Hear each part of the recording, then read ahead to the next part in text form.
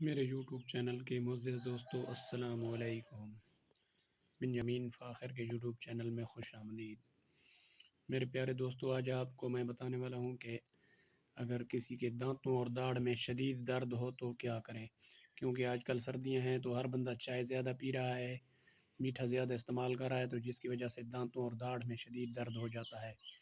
تو اگر کسی کے دانتوں اور داڑھ میں شدید درد ہو تو کیا کرنا چاہیے؟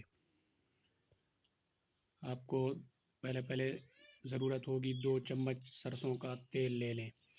سرسوں کے تیل کو کسی برتن میں گرم کر دیں، نیم گرم کر لیں، بہت زیادہ گرم نہ ہو کہ منہ جل جائے، نیم گرم کر لیں اور اس میں تھوڑا سا نمک ملا لیں، اور نمک ملانے کے بعد اس میں دار چینی کا پاؤڈر اور لونگ کا تھوڑا سا پاؤڈر مکس کر دیں، اور آپ کے جس دانت اور داڑھ میں درد ہو تو اس میں لگائیں، اور ساتھ میں یہ جو دعا اسکرین پر آپ دیکھ رہے ہیں اس دعا کو پڑھیں۔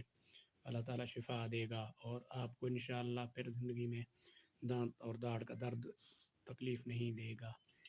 تو اس چینل کو سبسکرائب کیجئے، لائک کیجئے۔ تھینک یو، والسلام۔